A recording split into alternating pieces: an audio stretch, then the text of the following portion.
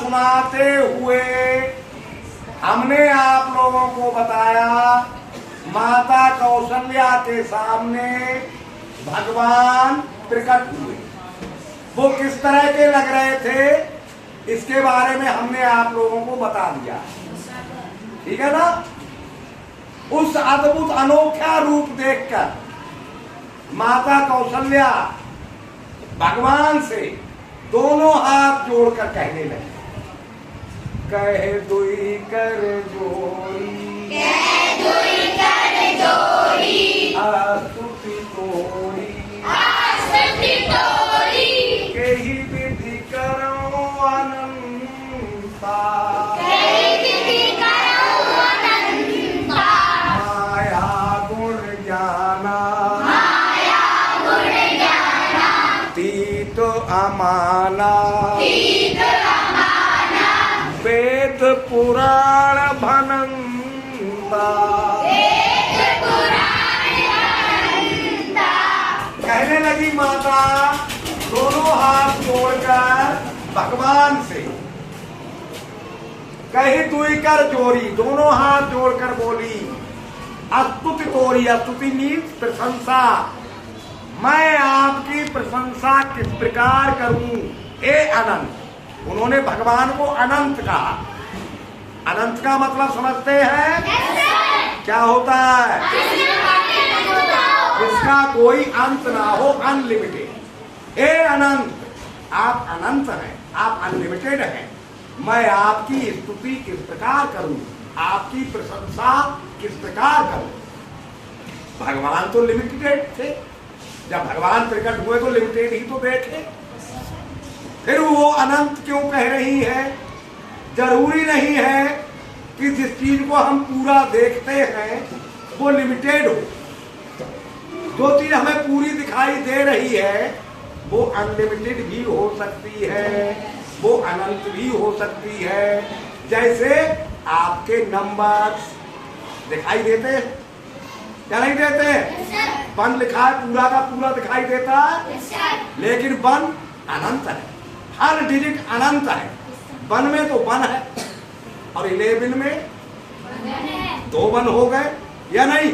1 से 100 तक की गिनती में कितने 1 हो गए? बहुत सारे। 1000 तक कितने 1 हो गए? और ज्यादा। 10,000 तक कितने हो गए? लाख तक। यानी इस प्रकार 1 जो डिजिट, यानी प्रत्येक डिजिट आपकी मैथ की अनलिमिटेड है या नहीं है?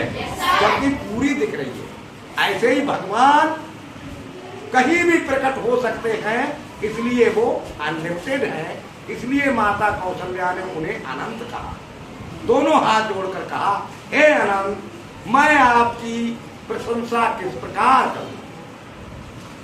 और भी एक कारण है आपकी प्रशंसा ना कर पाने का, क्योंकि प्रशंसा उसी की होती है जो प्रशंसा सुनकर खुश हो, और खुश वो होता है जो माया से हो, जिसे माया ने बनाया हो।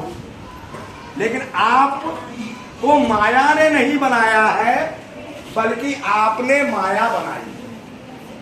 माया किसने बनाई है? भगवान ने। और माया ने हम सबको बनाया। तो आप माया के गुणों से अलग हैं, आप माया के बनाने वाले हैं। मैं आपकी प्रशंसा किस प्रकार करूं। अब मैथमेटिक्स निकाल। यहां तक हमने कहानी सुना दी, मतलब समझ में आ गया। अब माया शब्द से ही मैथमेटिक्स निकाल। तो माया के होते हैं 3।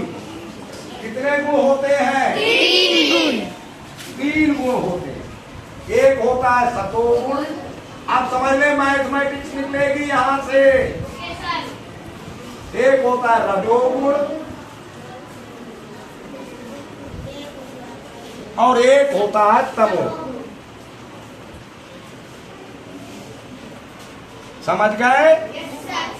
अब सतोगुण का मतलब है जो व्यक्ति दूसरे को सुखी देखकर सुखी होता है, वो सतोगुण है। जो व्यक्ति किसी को सुख हो या दुख हो कोई मतलब नहीं, अपने ही सुख से सुखी होता है वो रजोगुण है ना। ऐसे व्यक्ति रजोगुण में आते हैं। जो दूसरे को दुख देकर सुखी होता है वो तमोगुणी होता है। अब ये जरूरी नहीं है कि एक व्यक्ति पूरा सतोगुणी हो, उसके अंदर सारे के सारे सतोगुण ही हो। एक व्यक्ति में ये तीनों गुण रहते हैं। अब हम आपको मैथमेटिक्स में क्या सिखा रहे हैं पहले तो ये बताओ। जिसको पता है हाथ उठाओ, बताओ बेटा मैथमेटिक्स में क्या सिखा रहे हैं? परसेंटेज। अब देखिए यहां से परसेंटेज का सवाल बन गया। एक व्यक्ति में तीनों प्रकार के गुण मौजूद रहते हैं पर परसेंटेज अलग अलग। अब मान लीजिए किसी व्यक्ति में सतोगुण है, अब आप सवाल निकालो 75%, ठीक है, और रजोगुण है 15% और तमोगुण है 10%।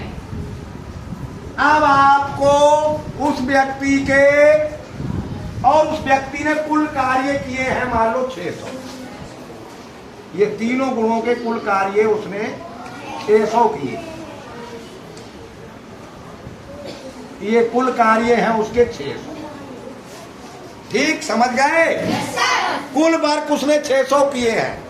अब बच्चा बताओ एक हाथ उठाएंगे सतोगुण के कितने कार्य किए? हाथ उठाएंगे, केवल बोलेंगे नहीं, कौन बता सकता है? देखेंगे हाथ उठा दिए, बताओ क्या नाम है बेटा चश्मे वाली लड़की? है साक्षी। बताओ सतोगुण के कितने कार्य किए? 75/100 इंटू 600। शाबाश, हाँ शाबाश। 450 बार। शाबाश, ताली बजा दो। अब अगर आप फिर से हाथ उठाएंगे तो बता सकते हैं रजोगुण के कार्य कितने किए उस व्यक्ति ने, ये बताना। उठा दिए, बताओ समीक्षा। 15% रजोगुण के कार्य के तो 15/100, हाँ, इंटू 600, हाँ 90 बार। शाबाश, बजा दो तालियां। अब फिर हाथ उठाएंगे, बताएंगे उसने तमोगुण के कार्य करने के।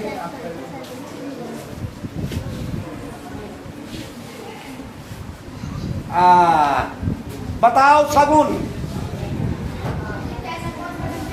10/100 इंटू 600। बोलो आगे।